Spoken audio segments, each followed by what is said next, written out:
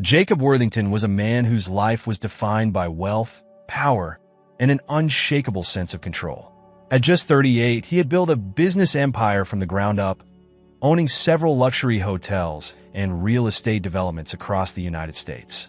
His mansion, a sprawling estate on the outskirts of Manhattan, was a reflection of his success, modern, elegant, and meticulously maintained.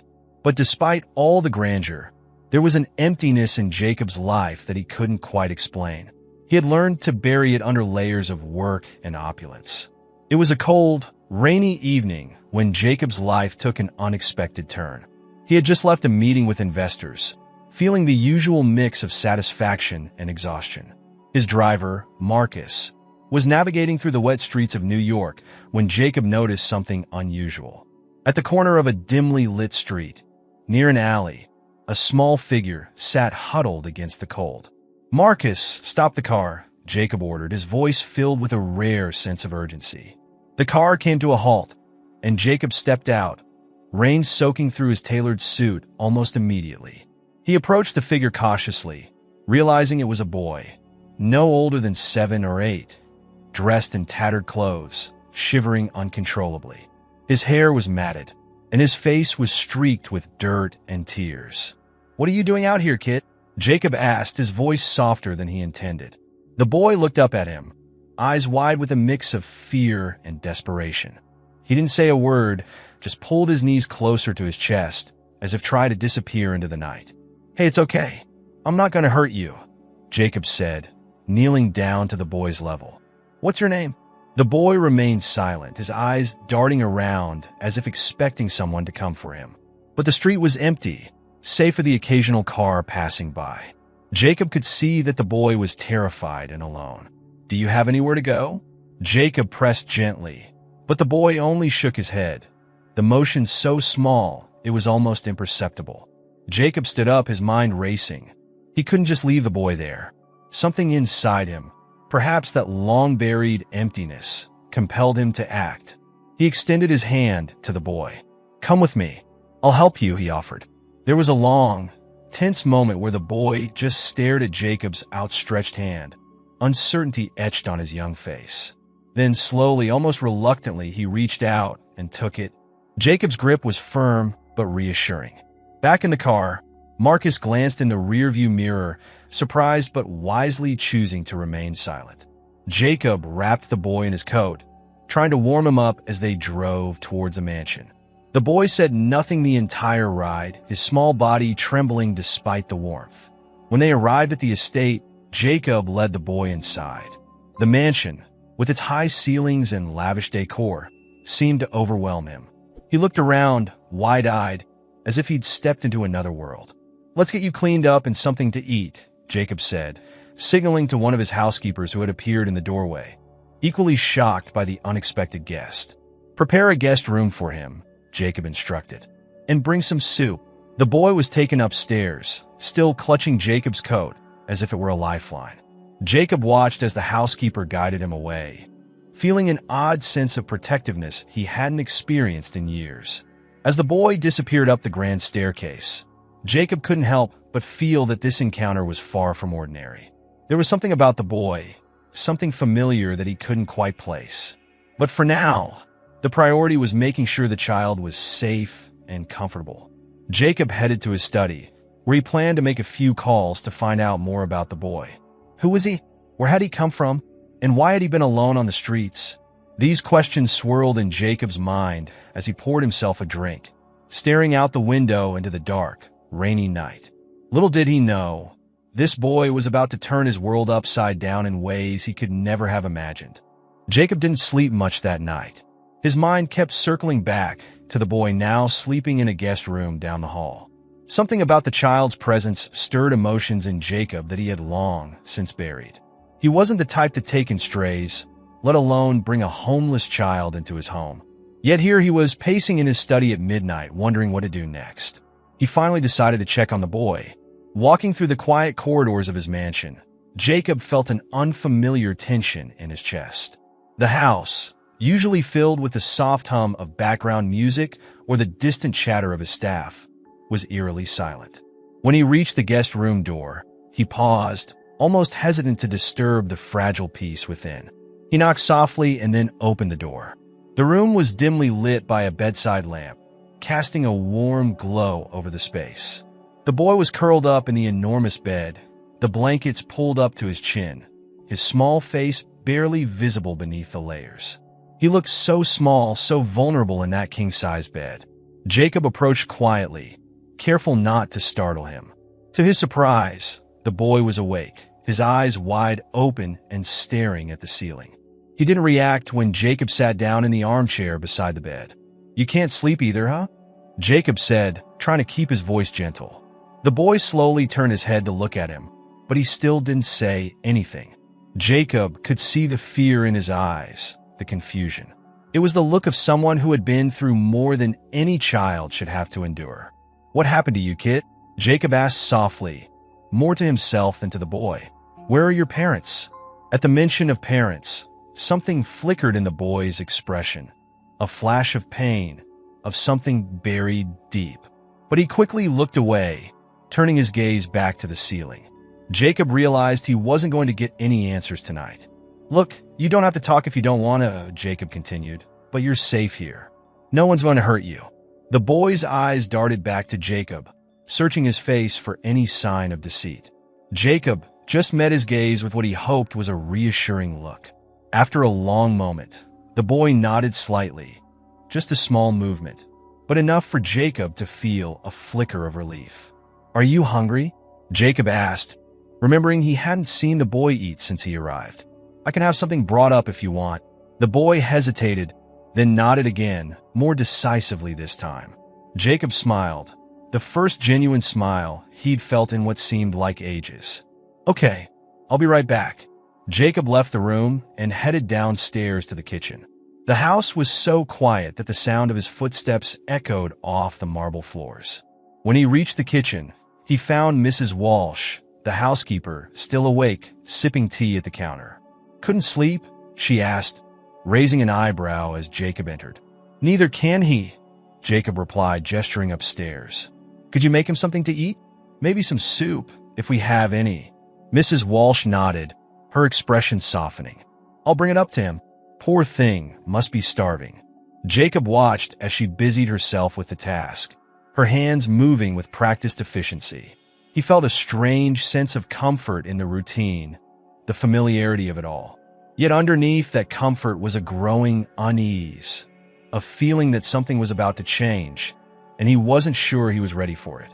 A few minutes later, Mrs. Walsh handed Jacob a tray with a steaming bowl of soup, some bread, and a glass of milk. "Here you go," she said, her voice gentle. "Make sure he eats all of it. The boy looks like he hasn't had a proper meal in days." Jacob nodded and took the tray, heading back upstairs. When he re-entered the guest room, he found the boy sitting up in bed, his eyes tracking Jacob's every move. Jacob set the tray on the bedside table and handed the boy the bowl of soup. "Here, eat up," he said, sitting back in the armchair. The boy took the bowl in his small hands, the warmth of it seeming to calm him. He hesitated for a moment, then began to eat slowly, methodically, as if he were savoring every bite.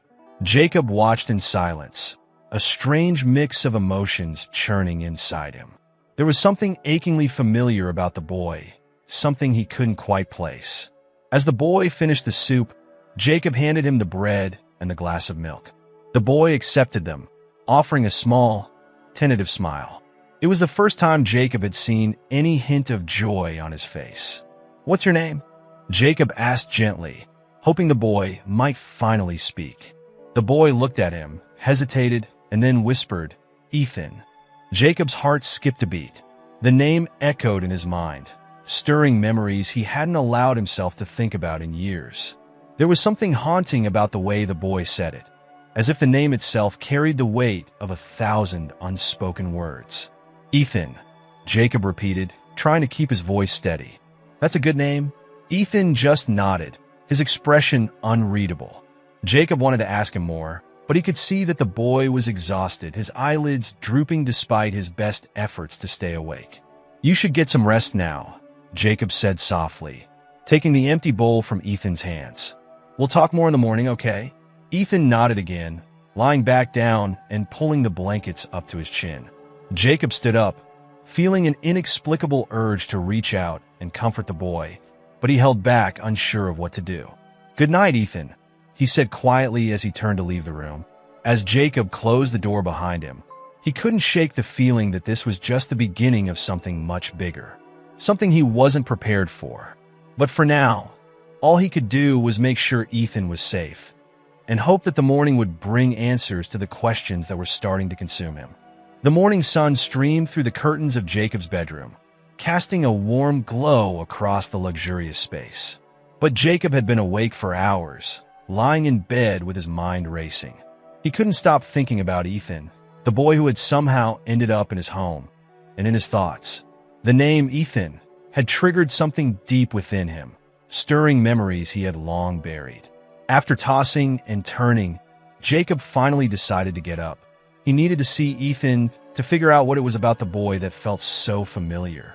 As he walked down the hallway toward the guest room, he rehearsed what he would say, though he wasn't sure what he was looking for. Answers, perhaps, or maybe just the truth behind the nagging feeling that wouldn't let him go. He knocked gently on the door before entering. To his surprise, Ethan was already awake, sitting cross-legged on the bed, staring out the window. The boy seemed more at ease in the daylight, though there was still a guardedness in his eyes that Jacob couldn't ignore. "Good morning," Jacob greeted, trying to keep his tone light. "How did you sleep?" Ethan looked over at him and shrugged. "Okay, I guess." Jacob noticed the way Ethan's small hands were fidgeting with the edge of the blanket, a sign of nervousness. He decided to approach the conversation slowly, not wanting to scare the boy off. "Do you feel up to having some breakfast?" Jacob asked, sitting down in the armchair by the bed. "Mrs. Walsh makes the best pancakes. You'll like them." Ethan nodded, a faint smile appearing on his lips. "I like pancakes." "Good," Jacob said, relieved to see the boy opening up, even if just a little. "We can eat downstairs and then maybe we can talk a bit. I want to help you, Ethan, but I need to know more about you. Where you came from, who your family is." At the mention of family, Ethan's expression changed. The slight smile vanished, replaced by a look of sadness, almost fear. He looked away, his eyes focusing on something distant outside the window. "My family," Ethan began, his voice so quiet Jacob had to lean in to hear him. "They're gone." The simplicity of the statement hit Jacob like a punch to the gut. There was a finality in Ethan's words that spoke volumes about the loss and loneliness this boy had endured. Jacob felt a wave of sympathy for him, but he also knew he needed more information. "Do you remember anything about them?" Jacob asked gently. "Anything at all that could help us find out where you came from?" Ethan hesitated, biting his lower lip as if trying to hold back tears. I remember my mom. She used to sing to me when I was little. And my dad, he would take me to the park." His voice trembled, and he paused before adding, "But they're gone now. They've been gone a long time." Jacob's heart ached at the boy's words. He could see the pain etched into Ethan's young face, the weight of memories too heavy for a child to carry alone. Jacob wanted to press for more details, but he also knew he had to tread carefully. The last thing he wanted was to push Ethan away. "I'm sorry, Ethan," Jacob said softly. "I can't imagine how hard that must be." Ethan just nodded, his eyes still fixed on the view outside. Jacob decided to change the subject, sensing that the boy needed a break from the painful memories. "Why don't we go downstairs and get those pancakes?" Jacob suggested, standing up. "We can talk more later if you feel up to it." Ethan agreed with a slight nod, and Jacob led him downstairs to the dining room, where Mrs. Walsh had already laid out a generous breakfast spread. The smell of freshly cooked pancakes filled the room, and Jacob saw Ethan's eyes light up a little at the sight of the food. As they ate, Jacob watched Ethan closely, searching for clues in the boy's mannerisms, his expressions, anything that might explain the inexplicable connection Jacob felt to him. There was a familiarity about Ethan that Jacob couldn't shake, something in the way the boy moved, the way he spoke. But what was it? Halfway through the meal, Jacob decided to take a different approach. "Ethan, do you have anything with you? Like a backpack? Or something you were carrying when I found you?" Ethan paused mid-bite, his eyes flickering with uncertainty. He swallowed and then nodded slowly. "Yeah, I had a backpack, but it's really old, and..." I don't know where it is. Jacob's curiosity piqued. Do you remember where you left it? Maybe we can go get it. Ethan seemed hesitant, but then he nodded. I think I left it in the alley, where you found me. Jacob's heart skipped a beat. If the backpack was still there, it might hold clues to Ethan's past. All right, Jacob said, keeping his tone calm. We'll go check it out after breakfast. When they finished eating, Jacob had Marcus prepare the car. They drove back to the alley where Jacob had first found Ethan, the city streets bustling with the energy of a new day. As they approached the alley, Jacob felt a strange mix of anticipation and dread. The alley looked even more desolate in the daylight. Trash littered the ground, and the walls were covered in graffiti. Ethan led the way, his small frame seeming even smaller against the backdrop of the grimy urban landscape. He pointed to a spot near a dumpster. I think I left it over there, he said, his voice tinged with uncertainty. Jacob walked over, scanning the area. There, half buried under some debris, was a worn-out backpack. He picked it up, feeling the weight of its contents, a weight that could be the key to unraveling Ethan's mystery. They returned to the car, and once they were inside, Jacob opened the backpack. Inside, he found a few basic items, a change of clothes, a crumpled piece of paper, and an old photograph. Jacob's breath caught in his throat as he pulled out the photo. It was a faded image of a woman holding a baby, smiling warmly at the camera. Ethan leaned over to look, and his eyes filled with tears. That's my mom, he whispered. Jacob's hands trembled as he stared at the woman in the photo. There was something hauntingly familiar about her face. It was like looking into the past, a past Jacob had tried so hard to forget. The realization hit him like a ton of bricks. The woman in the photo looked just like his sister, the sister who had disappeared without a trace years ago. Ethan, Jacob's voice was thick with emotion. Your mom, do you remember her name? Ethan nodded, wiping his eyes with the back of his hand. Her name was Emily. Emily Worthington. Jacob felt the world shift beneath him. Emily Worthington, his sister's name. The sister who had vanished, leaving a hole in his life that had never healed. And now, sitting next to him in the car, was her son, his nephew. Everything started to make sense, the familiarity, the connection he couldn't explain. Jacob's heart raced as the reality of the situation sank in. This boy, this lost, frightened child, was family, and he had been out there on the streets alone all this time. Jacob swallowed hard, trying to steady his voice. Ethan, I'm your uncle. I'm Jacob. Your mom, Emily, she's my sister. Ethan looked at him, confusion and shock mingling in his tear-filled eyes. You're my uncle? Yes, Jacob whispered, barely able to get the words out. You're my sister's son. I had no idea. I'm so sorry, Ethan. Ethan stared at him, the revelation too big to comprehend all at once. Jacob reached out, pulling the boy into a tight embrace, his own emotions threatening to overwhelm him. I promise you, Ethan, Jacob said, his voice breaking. You're not alone anymore. I'm here now, and I'm never letting you go. And for the first time since he'd found Ethan, Jacob felt a sense of purpose, a determination to protect this boy, his nephew, no matter what it took. The drive back to the mansion was heavy with silence, the air between Jacob and Ethan thick with unspoken emotions. Jacob kept glancing at the boy, who was staring out the window, processing the bombshell that had just been dropped on him. It was as if the world had shifted, and neither of them knew how to find solid ground again. When they arrived at the mansion, Jacob instructed Marcus to take the afternoon off. He needed time alone with Ethan to start unraveling the tangled web of their shared past. As they entered the mansion, the grandeur of the place seemed to press in on them, its opulence a stark contrast to the emotional storm brewing inside. Jacob led Ethan to his study, a room that had always been his sanctuary.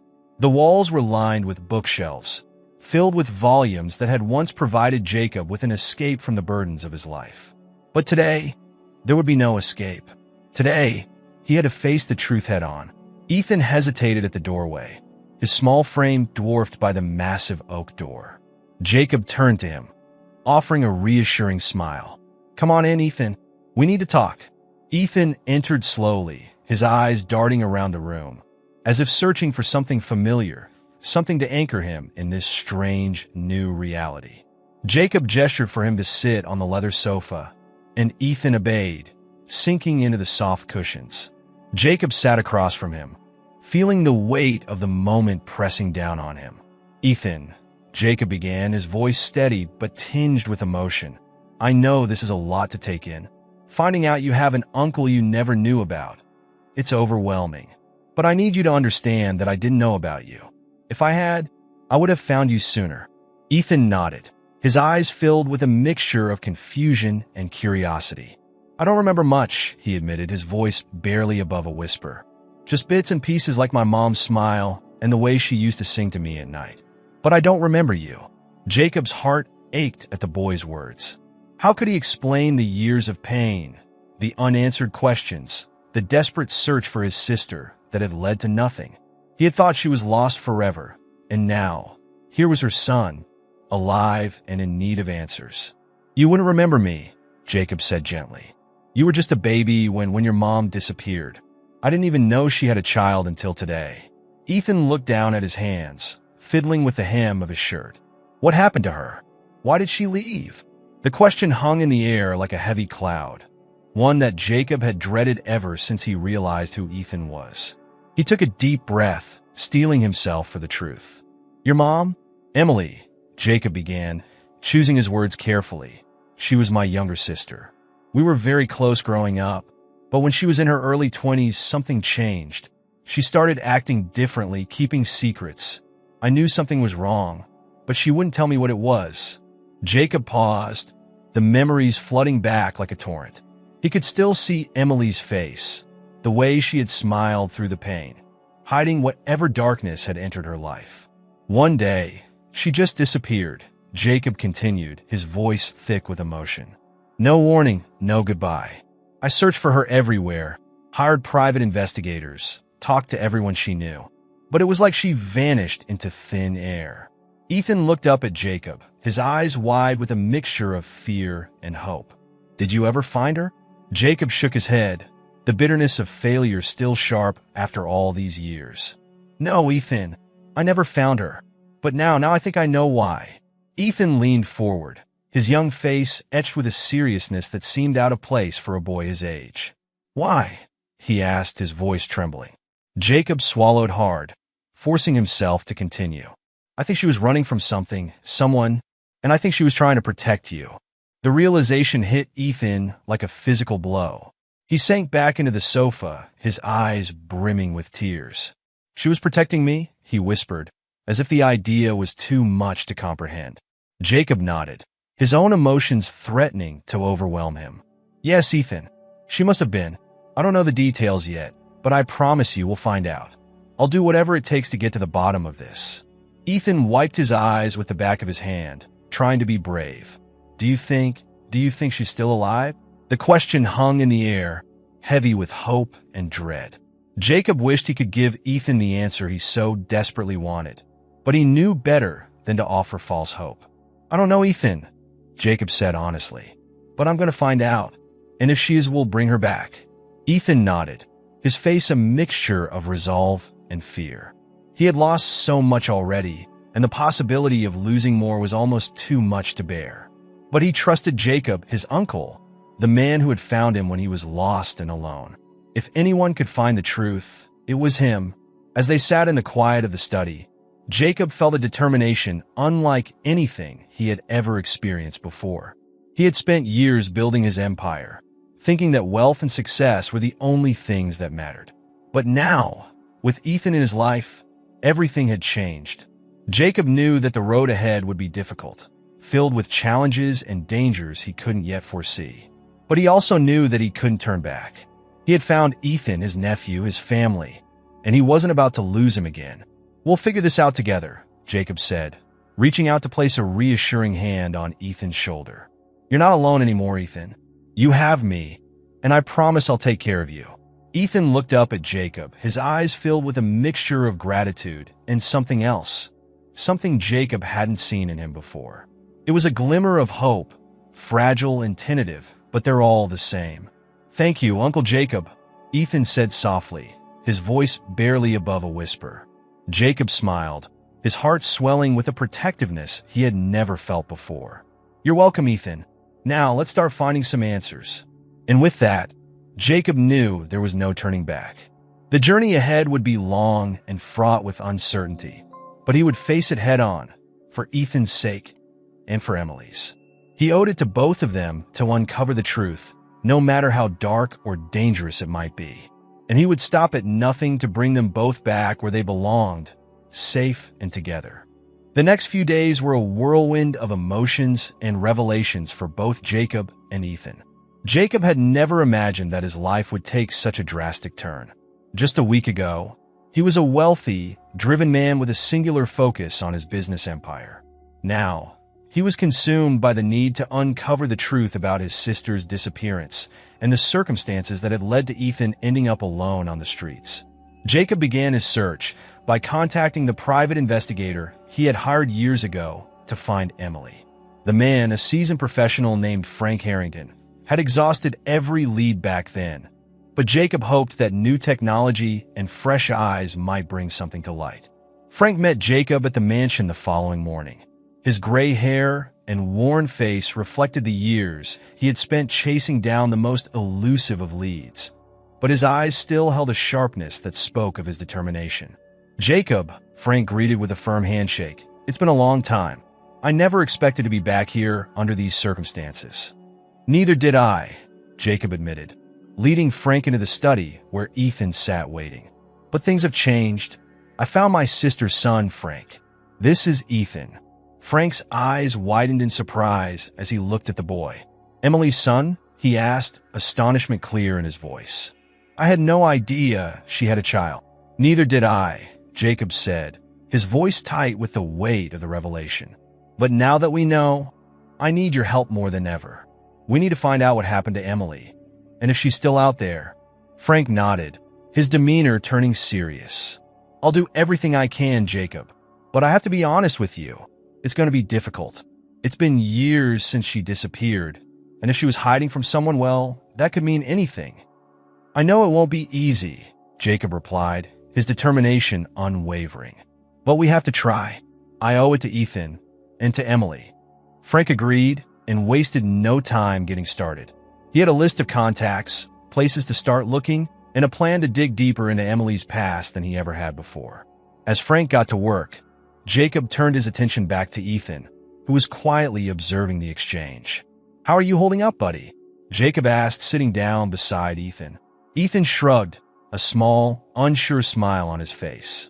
"It's a lot to take in," he admitted, "but I'm okay. I just want to know what happened to my mom." Jacob placed a reassuring hand on Ethan's shoulder. "We'll find out, I promise. But you have to be patient. Frank is the best, and he'll do everything he can to get us answers."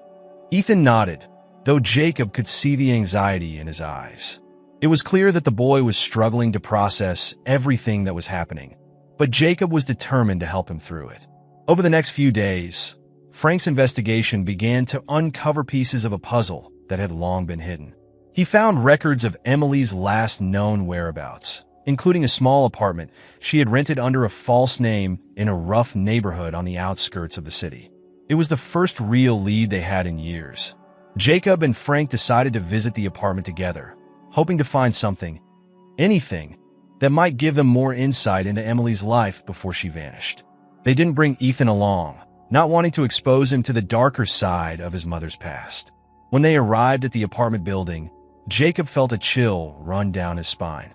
The place was old and run down, with peeling paint and cracked windows.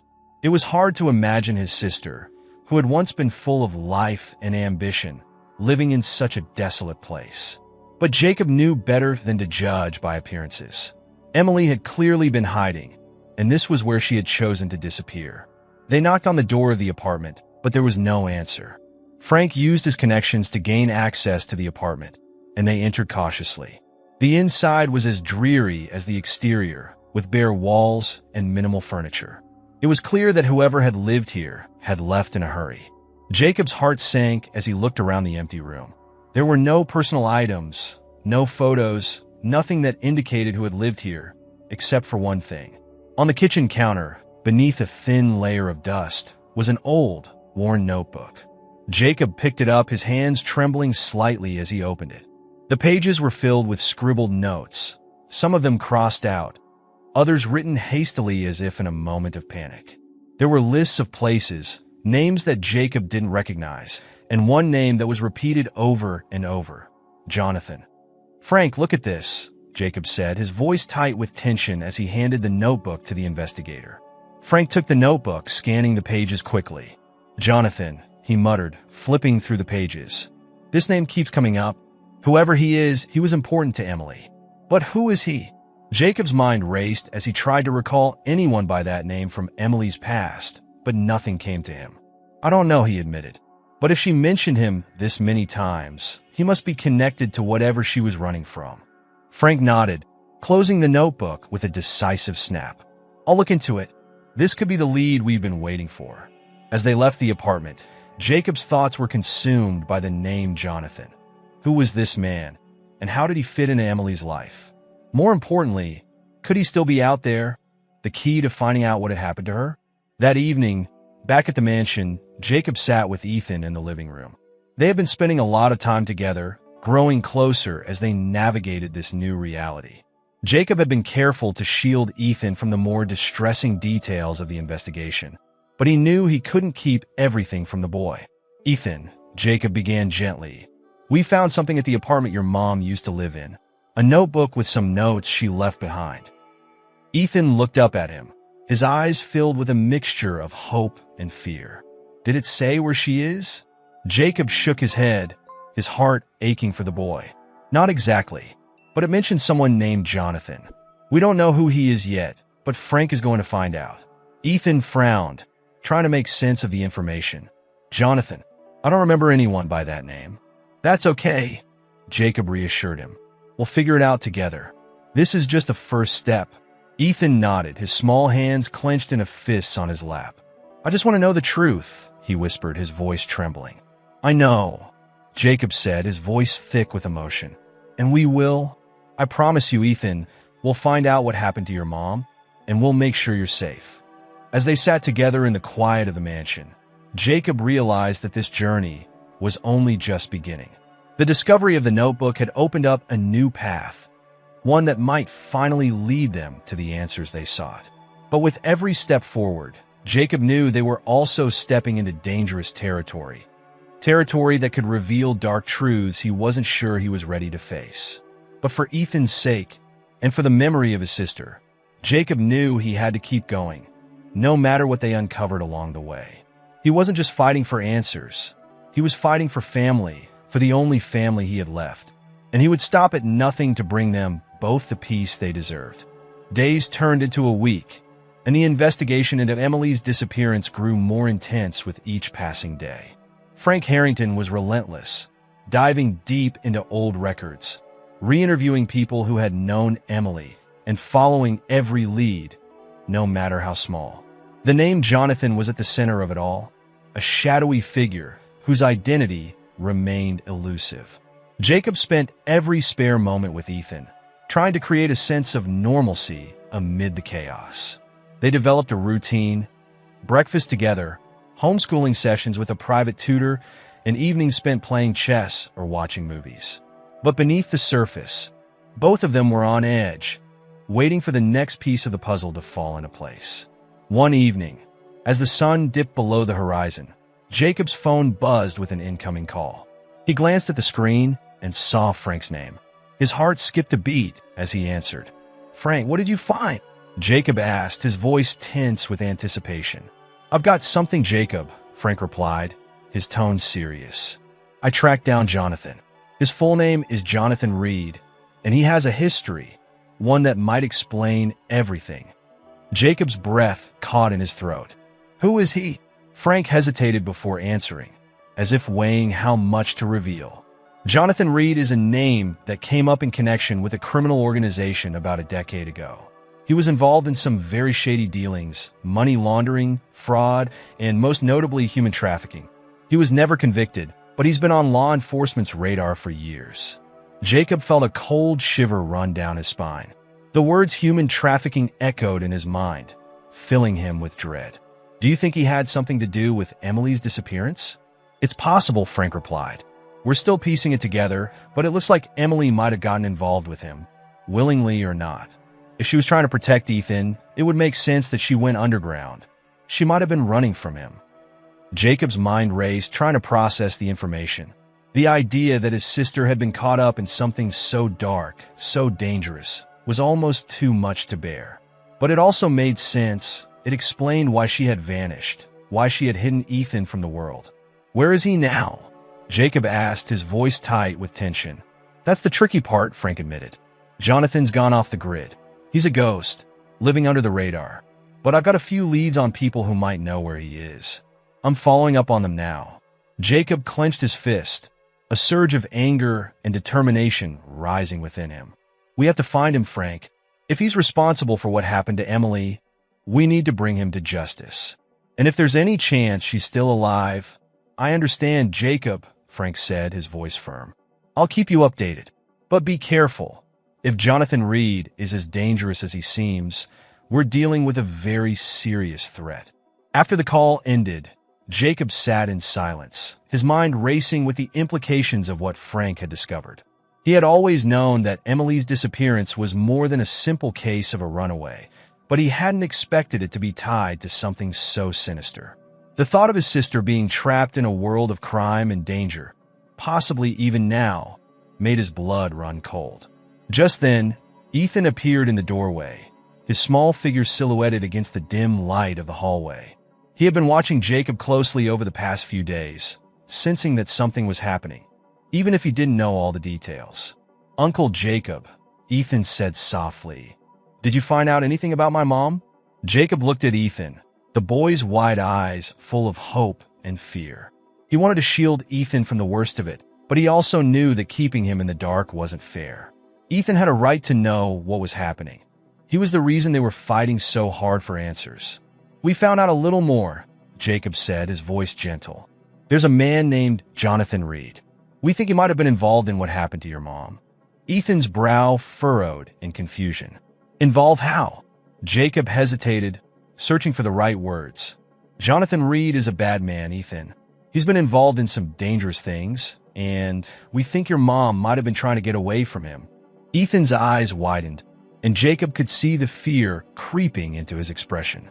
"Was he after her? Is that why she left?" Jacob nodded slowly. "We think so, but we're going to find out for sure. Frank is looking for him right now, and when we find him, we'll get the answers we need." Ethan was silent for a long moment, processing the information. When he finally spoke, his voice was small and shaky. "Do you think she's still alive?" Jacob's heart twisted at the question. He wanted to give Ethan the hope he so desperately needed, but he also couldn't lie to him. "I don't know, Ethan, but I promise you, we're doing everything we can to find her. And no matter what, you're not alone in this." Ethan nodded, though Jacob could see the uncertainty in his eyes. The boy was trying to be brave, but Jacob knew how much he was struggling. The weight of it all, the loss, the fear, the unknown, was too much for a child to bear alone. Jacob crossed the room and knelt down in front of Ethan, placing a comforting hand on his shoulder. "We're in this together, okay? You, me, and Frank. We're going to find out the truth, and we're going to make sure you're safe." Ethan looked up at Jacob, his eyes filled with a mixture of trust and vulnerability. "Okay," he whispered, his voice barely audible. That night, after Ethan had gone to bed, Jacob sat in his study, the weight of the day pressing down on him. The silence of the mansion felt oppressive, the grandeur of the space doing little to alleviate the heaviness in his heart. He poured himself a drink, the amber liquid catching the light as he stared into the glass. His thoughts were a whirlwind of emotions: anger at Jonathan Reed for what he had done, fear for what might happen next, and a deep, aching sadness for his sister and the life she might have endured. As he took a sip, his phone buzzed with a message. It was from Frank. "Asterisk, I've got a lead. I'm heading out tonight to follow up. We'll keep you posted." Asterisk. Jacob's grip tightened around the glass. This was it, the lead they had been waiting for. But with it came a growing sense of dread. They were stepping into dangerous territory, and Jacob knew that if they weren't careful, they could be putting themselves and Ethan in even greater danger. But there was no turning back now. They were too close to the truth, too close to finding out what had happened to Emily. And Jacob was prepared to do whatever it took to protect his family, even if it meant facing the darkest shadows of the past. As he finished his drink, Jacob made a silent vow. He would find Jonathan Reed, uncover the truth, and bring his sister back, alive or dead. He owed it to Emily, to Ethan, and to himself, and he would not rest until justice was served. With that thought, Jacob stood up, his resolve hardening into steel. The path ahead was fraught with danger, but he was ready. Ready to face whatever came next, ready to protect Ethan at all costs, and ready to bring an end to the nightmare that had haunted his family for so long. And as he turned off the lights and headed to bed, one thought echoed in his mind: this ends now. The following day dawned with a sense of foreboding that clung to the air like a heavy mist. Jacob awoke early, the unease from the night before still gnawing at him. He had barely slept, his mind too restless with thoughts of Emily, Jonathan Reed, and what Frank might uncover. Every passing minute felt like a step closer to a confrontation that he wasn't sure he was ready for, but one that he knew was inevitable. He found Ethan already awake, sitting quietly at the breakfast table, staring down at his plate of untouched food. Jacob's heart tightened at the sight. The boy had been through so much, and now, with the revelations about Jonathan Reed, the weight of uncertainty was pressing down on him even more. "Morning, buddy," Jacob said gently as he sat down across from Ethan. "Not hungry?" Ethan looked up, his eyes shadowed with worry. "I don't feel like eating," he admitted, his voice barely a whisper. Jacob sighed, understanding all too well. He reached across the table, placing a reassuring hand on Ethan's. "I know this is hard, Ethan, but you have to keep your strength up, okay? We've got a long road ahead of us." Ethan nodded, but Jacob could see the fear and doubt in his eyes. The boy was trying to be brave, but the cracks were starting to show. And Jacob knew that the only way to help him was to stay strong himself, no matter how uncertain things became. As they finished breakfast in silence, Jacob's phone buzzed with a text. It was from Frank. Asterisk got something. "Meet me at the location I'm sending you, alone." Asterisk Jacob's pulse quickened. This was it. Frank had found something important enough to warrant a face-to-face meeting. But the instruction to come alone set off alarm bells in Jacob's mind. He couldn't shake the feeling that they were walking into something dangerous. "I have to go out for a bit," Jacob told Ethan, trying to keep his tone casual. "Frank found a lead, and I need to meet him." Ethan's eyes widened with concern. "Can I come with you?" Jacob hesitated, torn between wanting to protect Ethan and the need to keep him safe. "Not this time, Ethan. It might not be safe, but I'll be back as soon as I can, okay?" Ethan looked disappointed but nodded. "Be careful." "I will," Jacob promised, giving Ethan's hand a reassuring squeeze before he stood to leave. As he drove through the city, following the directions Frank had sent, Jacob's mind raced with possibilities. What had Frank found? Could it be the key to finding Emily? Or was it something more dangerous, something that could put them all at risk? The address led Jacob to a rundown warehouse on the outskirts of the city, a place that seemed to have long been abandoned. The windows were boarded up and the paint was peeling off the walls. It was the kind of place where secrets were kept and where danger lurked in the shadows. Jacob parked his car and stepped out, the cold wind biting through his coat. He scanned the area, his senses on high alert. The warehouse loomed before him, a silent, imposing figure against the gray sky. Frank was waiting for him near the entrance, his expression tense. Jacob could see the strain in his eyes, the way his jaw was clenched as if bracing for something. "Frank," Jacob greeted, his voice low. "What did you find?" Frank glanced around, ensuring they were alone before he spoke. "It's not good, Jacob. I've been digging into Jonathan Reed's past, and what I found, it's worse than we thought." Jacob's heart pounded in his chest. "Tell me." "Jonathan Reed wasn't just involved in human trafficking," Frank said, his voice grim. "He ran the whole operation. He's been linked to multiple disappearances, women and children who were never found. Emily, she wasn't the first." Jacob felt a surge of anger and fear. "And now he's after Ethan?" Frank nodded, his expression dark. "It looks that way. I think Emily took Ethan and ran because she knew what Jonathan was capable of. She was trying to protect him, but something went wrong. I found records of a confrontation between them, just before she disappeared. There was a police report, an anonymous tip about a domestic disturbance, but when the cops arrived, they found nothing. It was like they had vanished into thin air. Jacob's mind raced, trying to piece together the timeline. And no one followed up? Not officially, Frank replied. But I found someone who did. A woman who used to work with Jonathan. Someone who got out before things got too deep. She's scared, but she agreed to meet with us. Jacob narrowed his eyes, suspicion gnawing at him. Where is she? She's inside, Frank said, nodding toward the warehouse. But we have to be careful. She's paranoid, thinks she's being watched. Jacob felt the weight of the situation pressing down on him. If this woman had information that could lead them to Emily, they had to take the risk. But he couldn't shake the feeling that something was off, that they were stepping into a trap. Let's go, Jacob said, his voice firm. They entered the warehouse, the interior dark and musty, the air thick with the smell of decay. The only light came from a few dim bulbs hanging from the ceiling, casting long, eerie shadows across the floor. Frank led the way, guiding Jacob through a maze of old machinery and rusted metal. The place was a labyrinth, designed to disorient and confuse anyone who didn't know their way around. Jacob's heart raced as they navigated the narrow corridors, every nerve on edge. Finally, they reached a small, dimly lit room at the back of the warehouse.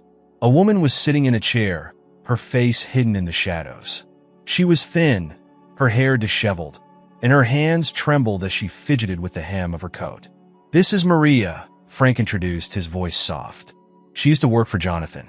She's the one who tipped me off about the confrontation with Emily.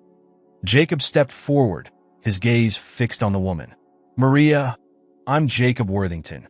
I need to know what happened to my sister. Maria looked up, her eyes wide and filled with fear.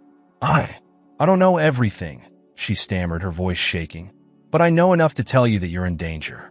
Jonathan, he doesn't let people go. If Emily crossed him, he wouldn't have stopped until he found her. Jacob's breath caught in his throat. Is she still alive? Maria's gaze dropped to the floor, and for a moment, Jacob thought she wouldn't answer. Then she whispered, I don't know, but I know she fought like hell to protect her son. She was strong, determined. If anyone could survive, it would be her. But Jonathan, he's dangerous, Jacob. He won't stop until he has what he wants. What does he want? Jacob demanded, his voice tight with anger. Maria looked up, her eyes filled with a haunted fear. Ethan. He wants Ethan. The words hit Jacob like a physical blow.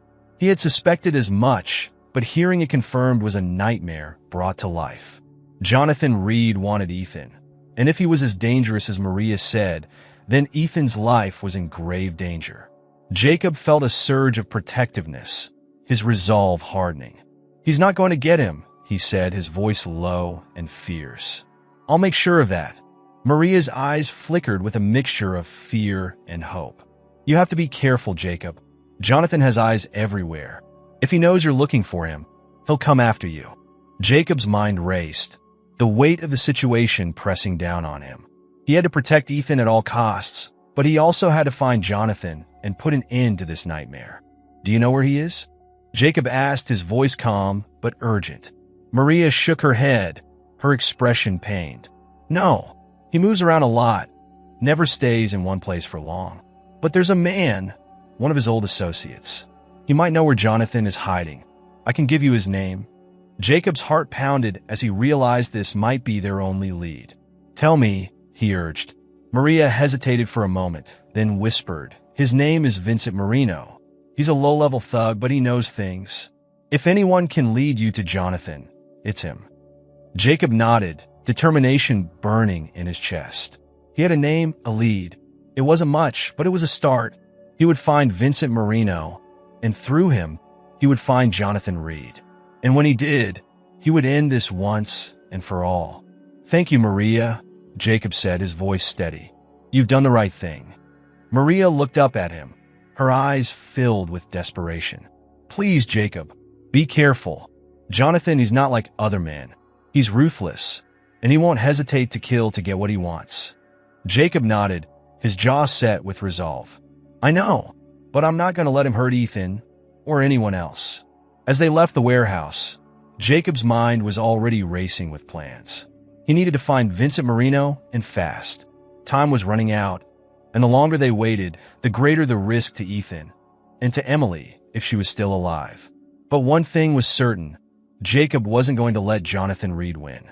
He would fight with everything he had to protect his family, even if it meant putting himself in the crosshairs of a dangerous man. As he drove back to the mansion, his thoughts were consumed by the battle ahead. It was a dangerous game they were playing, but Jacob was determined to come out on top. For Ethan, for Emily, and for the justice they both deserved. And as the city lights blurred by outside the car window, Jacob made a silent vow. This ends with me. Jacob drove through the city streets with a singular focus: find Vincent Marino. His hands gripped the steering wheel tightly, his mind racing through the possibilities. If Marino was the key to finding Jonathan Reed, then Jacob would do whatever it took to track him down. He had promised Ethan that he would keep him safe, and Jacob intended to keep that promise. The address Maria had given them led Jacob to a seedy part of town, far from the polished skyscrapers and affluent neighborhoods he was accustomed to.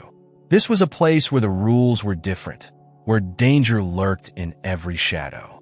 Jacob knew he was out of his element, but he couldn't afford to hesitate. Ethan's life depended on it. He parked his car in an alley and walked the rest of the way, his senses on high alert. The buildings were old and dilapidated, their walls covered in graffiti. The air was thick with the smell of exhaust fumes and decay, and the streets were eerily quiet. Jacob kept his head down, blending into the shadows as he made his way to the address Maria had provided. The building he sought was a rundown apartment complex, its windows boarded up and its front door hanging off its hinges. Jacob hesitated for a moment, his instincts warning him that this could be a trap. But he had no choice. He had to find Marino, and this was the only lead he had. He pushed open the door and stepped inside. The lobby was dark and empty, the air stale and oppressive. Jacob could hear the faint sound of a television somewhere in the distance, but there was no sign of anyone else. He moved cautiously, his footsteps echoing off the cracked tiles as he made his way to the stairs. Maria had told him that Marino lived on the third floor, in apartment 3C. Jacob climbed the stairs quickly, his heart pounding in his chest. He reached the third floor and found the hallway deserted, the only light coming from a flickering bulb at the far end. The door to apartment 3C was slightly ajar, and Jacob could feel his pulse quicken as he approached. He pushed the door open cautiously, revealing a small, dingy apartment. The air inside was thick with the smell of stale cigarettes and alcohol. The furniture was sparse and battered, and the walls were covered in grime. In the center of the room, slumped in a threadbare armchair, was a man who could only be Vincent Marino. Marino was a middle-aged man with thinning hair and a paunch that hung over his belt. His face was lined with years of hard living, and his eyes were bloodshot from too much drink. He looked up as Jacob entered, his gaze unfocused and bleary. "Who the hell are you?" Marino slurred, his voice rough and gravelly. Jacob stepped forward, his tone firm. "My name is Jacob Worthington. I'm here to talk about Jonathan Reed." At the mention of Reed's name, Marino's eyes narrowed, and he sat up a little straighter. "What do you want with Jonathan?" "I need to find him," Jacob replied, keeping his voice steady. "And I think you know where he is." Marino let out a harsh, bitter laugh. "You think I'm just going to tell you? You have no idea who you're messing with, pal." Jacob stepped closer, his gaze unwavering. "I know exactly who I'm dealing with, and I know what he's done. Now, you can either help me, or I can make things very difficult for you." Marino's eyes flickered with fear, but he tried to mask it with bravado. "You don't scare me.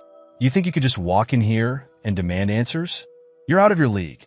Jacob's patience was wearing thin. He needed answers, and he needed them now. "Listen to me, Marino," he said, his voice low and dangerous.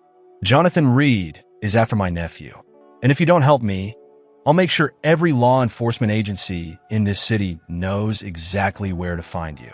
You'll never be able to hide again." Marino's bravado faltered, and Jacob could see the fear creeping into his eyes. "What's it worth to you?" Marino asked, his voice trembling slightly. Jacob knew this was his chance. If you help me find Jonathan, I'll make sure you're protected. You'll be out of his reach, and you'll get a fresh start. But if you don't, he let the threat hang in the air, knowing Marino would understand. For a long moment, Marino was silent, weighing his options. Finally, he sighed heavily and slumped back in his chair. All right. I'll tell you what I know, but you didn't hear it from me. Got it? Jacob nodded, his heart pounding with anticipation. Where is he? Marino took a deep breath, as if steeling himself for what he was about to say. Jonathan's got a safe house, one of his many. It's an old warehouse near the docks. He uses it for meetings, for hiding people, for things you don't want to know about. If he's holed up anywhere, it'll be there. Jacob's mind raced as he processed the information. The docks were a rough area, full of abandoned buildings and dark corners where someone could easily disappear. But if Marino was right, it was the best lead they had. Thank you, Jacob said, his voice sincere. You've done the right thing. Marino waved him off, his expression weary. Just get out of here, and if anyone asks, I didn't say anything. Jacob nodded and turned to leave, but Marino's voice stopped him at the door. Hey, Worthington, Marino called out, his tone serious. Be careful. Jonathan's not the kind of guy you can just take down. He's got connections, power, and he's ruthless. If you go after him, you better be ready to go all the way. Jacob looked back at Marino, his resolve unshaken. I am. With that, he left the apartment, his mind already focused on the next step. He had a location, a place where Jonathan might be hiding. It wasn't much, but it was more than they'd had before. And it was enough to keep moving forward. As he made his way back to his car, Jacob's thoughts turned to Ethan. He had promised to protect the boy, to keep him safe from the danger that threatened to engulf them both. But now, with Jonathan Reed in his sights, Jacob knew that the real battle was just beginning. He would have to be careful, strategic. One wrong move could put Ethan in even greater danger. But Jacob was ready. He had come this far, and he wasn't about to back down now. The drive to the mansion was a blur, Jacob's mind racing with plans and contingencies. He needed to call Frank, to let him know what he had found, and to prepare for what came next. But most of all, he needed to be ready, to face Jonathan Reed, to protect Ethan, and to bring an end to the nightmare that had haunted their lives for so long. As he pulled up to the mansion, Jacob felt a renewed sense of determination. He was close, so close to finding out the truth, to putting an end to the fear and uncertainty that had plagued them. But he also knew that the final confrontation would be the most dangerous part of all. He entered the mansion, finding Ethan in the living room, reading a book. The boy looked up as Jacob walked in, his eyes filled with a mixture of hope and anxiety. Did you find him? Ethan asked, his voice trembling slightly. Not yet, Jacob replied, sitting down beside him. But we're close, Ethan. We're going to find Jonathan, and we're going to stop him. I promise you that. Ethan nodded, trying to muster a smile, but Jacob could see the fear still lingering in his eyes. I'm scared, Uncle Jacob. Jacob's heart ached at the boy's words. He wished he could take away Ethan's fear, shield him from the darkness that threatened to consume them. But all he could do was offer his unwavering support and love. I know you are, buddy, Jacob said softly, pulling Ethan into a comforting embrace. But you're not alone. I'm here, and I'm not going anywhere. We're going to get through this together. Ethan clung to Jacob, his small body trembling with the weight of everything he had been through. And in that moment, Jacob made a silent vow to himself. No matter what it took, he would protect this boy. He would find Jonathan Reed, uncover the truth about Emily, and bring an end to the nightmare that had torn their lives apart. As the night descended on the mansion, Jacob's mind was already racing with plans. Tomorrow, they would move forward, toward the final confrontation, toward the truth. But for now, he held Ethan close, offering the boy the only comfort he could, the promise that they would face whatever came next together, as a family. And as they sat together in the quiet of the mansion, Jacob knew that the endgame was near. The pieces were in place, the final showdown looming on the horizon. But he was ready, ready to fight, ready to protect, ready to do whatever it took to bring justice to those he loved. This was the calm before the storm, and Jacob Worthington was prepared to weather whatever came next. Because for him, there was no other option. This was his family, his life, and he would stop at nothing to ensure that they came out the other side whole. No matter what it took. Jacob's night was restless, filled with anxiety about the impending confrontation. Sleep eluded him as he constantly pictured Ethan's terrified face. By dawn, his anxiety gave way to determination. Today would change everything. He briefed Frank early about the plan. They would approach the warehouse where Jonathan Reed might be hiding. Frank, cautious as ever, agreed to provide backup but emphasized the risks. They couldn't delay. Ethan's safety was at stake. Before leaving, Jacob reassured Ethan, who was scared but promised to stay safe at home. After a tight embrace, Jacob left, knowing the weight of what he was about to face. As Jacob and Frank reached the desolate docks, they approached the rusted warehouse cautiously. Inside, they found Jonathan waiting, surrounded by his men. Jonathan's mocking tone revealed he had been expecting Jacob, but Jacob's fury boiled over when Jonathan hinted that Emily was gone and Ethan was next. Jacob lunged at Jonathan in a fit of rage, but his men quickly subdued him. Jonathan's smugness grew as he revealed his men were already en route to kidnap Ethan. Desperation gave Jacob the strength to break free and attack Jonathan again, but he was quickly overpowered. Just as things seemed dire, Frank's backup team stormed the warehouse, triggering a chaotic firefight. Jonathan tried to escape, but Jacob chased him outside, tackling him to the ground. Fueled by years of pain, Jacob relentlessly beat Jonathan, ensuring he could never harm anyone again. Frank's arrival halted Jacob's assault just in time. Bloody but determined, Jacob learned that Jonathan's men were indeed heading for the mansion. Panic set in. Ethan was in grave danger. Without hesitation, Jacob and Frank raced back to the mansion, Jacob praying they weren't too late. As they sped through the night, his thoughts were singular: save Ethan. Jacob's foot pressed hard on the gas pedal, the car speeding through the dark, empty streets.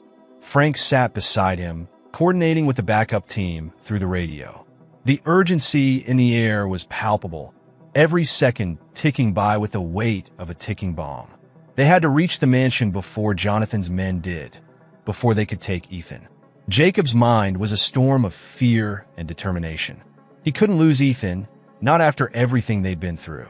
The boy had already lost so much: his mother, his sense of safety, his childhood innocence. Jacob refused to let him lose anything more. He refused to let Jonathan win. As they neared the mansion, the road ahead was eerily quiet, the streetlights casting long shadows over the pavement. Jacob's grip on the steering wheel tightened, his knuckles white as they pulled up to the front gates. The sight of the towering iron gates, usually a symbol of security, now filled Jacob with dread. "We need to be ready," Frank warned, his voice tense. "There's no telling how many men Jonathan sent or how desperate they are. We can't afford any mistakes." Jacob nodded, his jaw set with grim determination. "We'll protect him, no matter what." They parked the car just inside the gates and hurried toward the mansion. The massive house loomed in the darkness, its windows glowing with faint light. Everything seemed normal on the outside, but Jacob knew that danger lurked nearby. Frank led the way, his gun drawn as they entered the mansion through a side door. The interior was silent, the only sound the echo of their footsteps on the polished marble floors. Jacob's heart raced as they moved through the halls, every shadow and corner a potential threat. "Ethan," Jacob called out, his voice urgent but controlled. "Ethan, where are you?"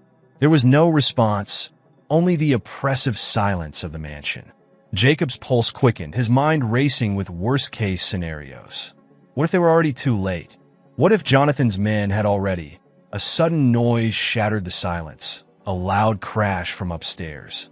Jacob and Frank exchanged a tense glance before sprinting toward the staircase, taking the steps two at a time. They reached the landing just as the door to Ethan's room burst open. Jacob's heart nearly stopped as he saw two men, Jonathan's thugs, forcing their way into the room, their eyes wild and desperate. "Ethan!" Jacob shouted, his voice filled with raw panic. The boy's terrified scream echoed through the hall, fueling Jacob's rage. Without a second thought, he charged at the men, his only focus on getting them away from Ethan. Frank was right behind him, his gun trained on the intruders. "Get away from him!" Frank barked, his voice authoritative and deadly. One of the men turned, pulling a gun from his waistband, but Frank was faster. A single shot rang out, and the man crumpled to the floor, his weapon clattering uselessly beside him. The second man hesitated, his eyes darting between Frank's gun and Jacob's advancing form. Jacob didn't give him a chance to react. He lunged forward, tackling the man to the ground with all the force of his pent-up fury. The impact sent them both crashing into the wall, but Jacob didn't relent. He grabbed the man by the collar, slamming him against the wall again and again until the thug was dazed and disarmed. With the immediate threat neutralized, Jacob's focus snapped back to Ethan. The boy was huddled in the corner of the room, his eyes wide with terror, tears streaming down his face. "Ethan," Jacob breathed, rushing to his side. He dropped to his knees, pulling the boy into a protective embrace. "It's okay. I'm here. You're safe now." Ethan clung to Jacob, his small body trembling violently. "I was so scared," he sobbed, his voice muffled against Jacob's chest. They tried to take me." Jacob's heart broke at the fear in Ethan's voice. He tightened his hold on the boy, pressing a reassuring kiss to the top of his head. "I know, buddy, but you're safe now. I promise you, they won't hurt you. Not ever again." Frank moved quickly, securing the two men and ensuring that no more intruders were in the house. The rest of the backup team arrived moments later, sweeping the mansion and confirming that it was secure. As the tension in the air began to ease, Jacob pulled back slightly, cupping Ethan's tear-streaked face in his hands. "You were so brave, Ethan. I'm so proud of you." Ethan sniffled, trying to hold back more tears. I thought they were going to take me away. I didn't know what to do." Jacob's chest tightened with a fierce protectiveness. "You did exactly what you should have. You stayed strong. And now it's over. No one is going to take you away. Not now, not ever." Ethan nodded, his grip on Jacob not loosening. It was as if he feared letting go would somehow make him vulnerable again. Jacob understood that fear all too well. He felt it too. But he also knew they had to move forward to ensure this nightmare never repeated itself. Frank rejoined them, his face lined with concern. "The house is clear. The rest of Jonathan's men have been apprehended. But Jacob, we need to talk about what happens next." Jacob nodded, still holding Ethan close. "We can't stay here. Jonathan might be down, but he's not out. We need to get Ethan somewhere safe." Frank agreed, his expression grave. "I'll make arrangements. We could put you both in protective custody, keep you off the radar until we've dealt with Jonathan for good." Ethan looked up at Jacob, his eyes wide with a mix of hope and uncertainty. "Will we be okay, Uncle Jacob? Will we be safe?" Jacob met Ethan's gaze, his heart swelling with love and determination. "Yes, Ethan, we're going to be okay. We'll be safe. I'll make sure of it." Frank stepped outside to make the necessary calls, leaving Jacob and Ethan alone in the room. The adrenaline from the confrontation was beginning to wear off, leaving Jacob feeling both exhausted and relieved. He sat down on the edge of Ethan's bed, pulling the boy up beside him. "I know this has been really scary, Ethan, but it's over now. We're going to leave here and go somewhere safe. And I'll be with you every step of the way." Ethan leaned against Jacob, his head resting on his uncle's shoulder. "I just want it to be over," he whispered. "I want to feel safe again." Jacob's heart ached for the boy's lost innocence, for the childhood that had been ripped away by the horrors of the past. But he also felt a renewed sense of purpose, a determination to give Ethan the safety and security he deserved. "It will be Ethan," Jacob promised, his voice firm with conviction. "I'm going to make sure of that. We're going to start over, somewhere new, somewhere where no one can hurt us." Ethan nodded, comforted by Jacob's words. "Will we be together?" "Always," Jacob replied, wrapping his arm around Ethan's shoulders. "You're my family, Ethan, and nothing is ever going to change that." As the night wore on, Jacob stayed by Ethan's side, watching over him as the boy finally drifted off to sleep.